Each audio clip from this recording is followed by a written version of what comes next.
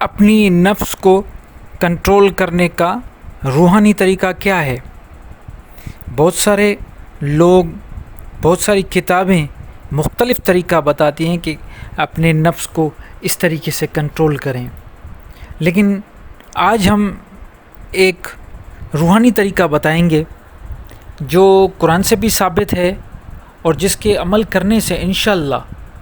یہ جو بے لگام گھوڑا ہوتا ہے نفس، اس پہ کنٹرول ہو جائے گا۔ نفس پہ کنٹرول کرنے سے پہلے ہمیں تھوڑا نفس کے بارے میں سمجھنا پڑے گا کہ قرآن میں 2 قسم کے نفس بتائے گئے ہیں، ویسے تو دوسرے بھی ہیں لیکن میں 2 پہ ذرا آپ کی توجہ دلانا چاہتا ہوں۔ ایک وہ نفس جسے نفس امارہ کہا گیا ہے، یہ وہ نفس ہے جو ہمیشہ برائی کی طرف لے کے جاتا ہے، اور دوسرا نفس مطمئن ہے، یہ وہ نفس ہے جو اللہ کی رضا میں راضی رہتا ہے۔ اب ان دونوں کی غذائیں ہیں، روحانی غذائیں، جسے ہم کہیں گے نفس کی روحانی غذا۔ اس کو نرش کرنے کے لیے اگر آپ چاہتے ہو کہ آپ کا نفس امارہ زیادہ نرش ہو، زیادہ مضبوط ہو، تو اس کو اس کی غذا ملے گی۔ جب اس کو اس کی غذا ملے گی تو نفس امارہ اور بھی مضبوط ہوگا۔ اور اگر آپ چاہتے ہو کہ آپ کا نفس مطمئن زیادہ مضبوط ہو تو اس کو نرش کرنے کے لیے، اس کو زیادہ پاورفل کرنے کے لیے آپ کو اس کے لحاظ سے اس کو نرش کرنے کے لیے اس کو وہ غذا دینی پڑے گی۔ تو نفس امارہ وہ ہے جو آپ کو برائیوں کی طرف لے کے جاتی ہے، بالکل فحاشی کی طرف، غلط راستے کی طرف، شیطانی وسوسوں کی طرف نفس امارہ لے کے جاتا ہے۔ اگر آپ کوئی بھی بندہ کہتا ہے کہ اس کی غذا کیا ہے، تو نفس امارہ کی غذا وہی ہے جو وہ چاہتی ہے۔ نفس امارہ کیا چاہتی ہے؟ وہ یہ چاہتی ہے کہ آپ جھوٹ بولیں۔ جتنا زیادہ انسان جھوٹ بولے گا، جتنا زیادہ انسان فحاشی کی چیزوں کی طرف جائے گا، جتنا زیادہ انسان زنا کرے گا، جتنا زیادہ انسان شراب نشے کی طرف جائے گا، جتنا زیادہ انسان دھوکے کی طرف جائے گا، لوگوں کو دھوکہ دے گا، اور جتنے برے کام، شیطانی کام کرے گا، تو اس سے کیا ہوگا کہ اس کی جو نفس ہے، نفس امارہ، وہ زیادہ اس میں پاور آئے گا، کیونکہ وہ اس کی غذا ہے، وہ زیادہ پاورفل ہوگی، اور وہ اور بھی گناہ کرتا رہے گا، کیونکہ وہ نرش ہوگا۔ وہ آپ جو نفس ہے، نفس امارہ، وہ اتنا پاورفل ہوتا جائے گا دن بدن، کیونکہ اس کی غذا آپ دیتے رہیں گے۔